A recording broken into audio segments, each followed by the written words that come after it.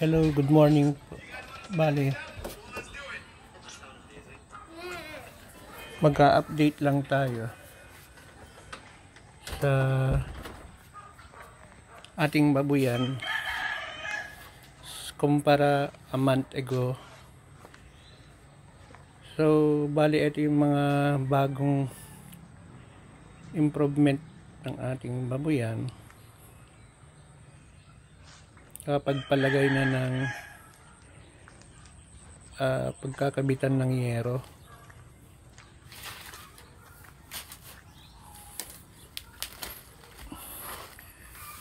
So may mga nanganak na din na dalawang inahin ulit. So ito yung pinagawa natin na panlalagyan ng mga buntis. Saka bagong yung mga malapit ng mga anak. So may harang po dyan sa likod. Itong ginawa natin na panlagyan ng mga buntis. May lalagyan na lang ng harang na bakal para pag nanganak, yung mga anak nila pwedeng lumabas. Pero parang naisip ko, babaguhin natin. Dito sa harap nito maglalagay ng ng pasukan ng mga baboy para dito na lang banda yung mga biik pag pwede nang malapit kumain. Tapos sa likod doon gagala yung mga inahin saka mga bulugan. So maihiwalay natin yung mga biik dito sa parteng to sa mga malalaki, kasi kapag pinapakain ko sila hindi nakakain ng husto yung mga biik. Minsan nga kinakagat So biik lang. Yung mga dumalaga, mga nagpapakasta, isahan na lang.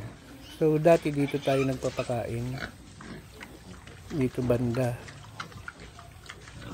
Ngayon inilipat na natin doon nagpagawa na kami ng kainan nila dyan.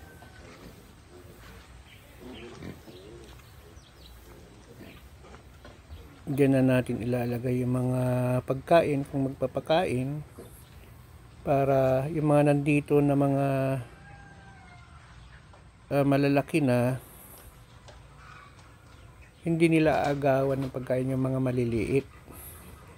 So maglalagay lang muna siguro ng bubong tong mga cubicle na panlagyan ng mga buntis sa malapit na mga anak. Saka na tayo magpapalagay ng mga bakal na pwedeng makalusot yung mga biik. Etong baboy na to akala namin dati mga anak na pero hanggang ngayon wala pa rin. Native to mestiza native. Di katulad ng mga itim na to, mataas ang lahi ng baboy ramo kasi yung tatay nila mestizo native, saka 1/2 native saka 1/2 baboy ramo. So inopen lang namin kasi sila nakapasok dito kasi malakas yung ulan ng mga nakaraang araw. Saka mabilang din natin sila. Medyo maluwag po kasi sa kabila Hindi natin sila mabibilang dahil may mga kawayan, may mga nyog. So nandito na lang. So kung sino po yun may mga gustong bumili ng mga biik, madami pong available. Saka gustong magpalechon per kilo po, 600 per kilo. Yun luto na So buo po yun ibebenta natin, hindi yun per kilo na Pero magbebenta po tayo ng isang buong lechon, kikiluhin natin 600 per kilo. Dito po sa Bugay, Cagayan yun kasi malayo po tayo sa Maynila. So mga lechon natin yun mga 20 kilos, 30 kilos. So kung sino po yung gustong mag-order, yan, madami pong available. Kahit lechon po, madami po. Nasa ano na po sila, 70 piraso na po yun mga ano natin, baboy natin lahat. Nag-umpisa lang tayo sa 3 inahin saka isang bulugan lalaki. Magti 3 years ago na. May mga madami na pong nakatay, yung mga lalaki, ganun. May mga bumili na rin ng trayo, 2 inahin sa isang lalaki, mga biik, may mga nabawasan. So hindi na lang, mahigit kung susumahin, mahigit 100 na po ulit lahat.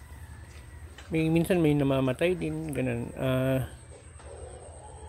Napipilay dahil sa dami nila. Dati dahil na bakuran lang dati ito ng ano ng yero. So ito po yung dati, more than a month ago, wala pa po yun yun bubungan, yung cubicle hindi pa nagagawa. Bale na lang na delay yung pagpapagawa ng cubicle natin dahil inaasikaso yung rice mill. The same time may sakit yung mother ko dati, pero pumanaw na po siya, kaya pinatuloy na namin. Ito yung dati po nung maglalagay pa lang sila ng mga cubicle. Bali pinapalitada po natin yung bakod na yan, kasi kung hindi mo gagawin yan, sisirain po ng mga malalaki. So unti-unti masisira yung hollow block, kaya ang ginawa natin, kaya papalitada po natin kabilaan. Pero dun sa bakod, yung palibot po, pinapalitada natin sa loob lang, sa labas hindi na po. So ito yung mga cubicle dati bago umano yung mother ko, natingga siya 15 days ata na hindi sila gumawa. At the same time pinapagawa din natin yung rice mill, kaya minsan kapag tulong-tulong silang may gagawin sa rice mill, katulad ng paglilipat ng makinang rice mill, paggawa ng bubungan ng pinalakihan kasi yung kamalig para pag-imbakan ng palay. So tumutulong sila, inuuna nila yon. So eto po, trinay namin na maglagay ng baboy dito sa loob dito. Okay naman, hindi naman sila nakakatulog. Ito pinapalitada namin dito sa loob, sa kabila. So bali itong area na to, dito na lang natin ilalagay yung mga biik galing dun sa mga cubicle. Maglalagay tayo ng mga pintuan na kayang lumusot yon mga biik. Kapag gutom sila, papasok sila para magdede sa mga nanay nila. 5 cubicle po yun, so pwedeng hatiin kasi maluwag. 3x4 yun mga sukat, 3 meters ang lapad, ang haba 4 meters. So pwedeng sigurong 2 or 3 inahin dyan. Papalagay na lang ng kulungan ng mga nabakal, papagawa para kahit 3 or 4 na inahin dyan. Tapos dito maglalagay tayo ng pintuan, papabakbak ulit natin katulad nito. Eto, katulad yan, maglalagay ng bakal dyan na pwedeng lumusot yung biik. Yung nanay nandito lang.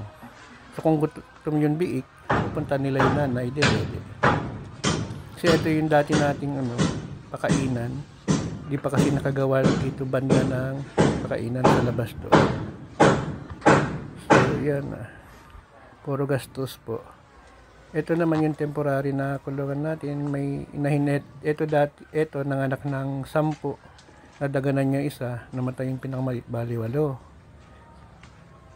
So yan, medyo malalaki na sila. Pinakawalan na rin namin sa dulo para masanay po yung mga anak niya. Yun yung lola tinatawag namin, kasi sila yung first na 3 inahin. Medyo malalaki na. Yung mga tanim natin na naper, dyan tayo kumukuha, tapos tinatapon natin dito.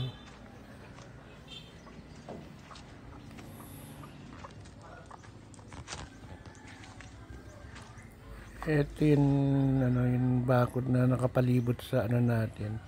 Bale, pinalibutan natin yun less than 1/2 hectare. Tapos andito yung napier, kaya naglagay tayo ng yero na harang dito para hindi mapuntahan yung mga napier, hindi masira. So nahati yung baboy natin sa tatlo na cubicle para panlagyan ng mga biik na ano na small, yung mga dumedede pa lang. Tapos lagayan ng ano ng mga biik na yun nakawalay na. Doon sa pinakamalaking area, doon lahat yung mga babae na babae at sa kalalaki na nagpapakasta, yung katatapos ng ilang buwan na ng anak. Tapos yung mga cubicle po na yan, yun yung panlalagyan natin ng mga malapit ng manak or buntis na maselan para hindi po sila istorbo. So ito balak natin, lalagyan natin na lang ng pabakuran din natin ng semento, hollow block para hindi po totally sila mawala kasi minsan naka-open lang yung main gate natin. So kapag nagka-budget ulit, sana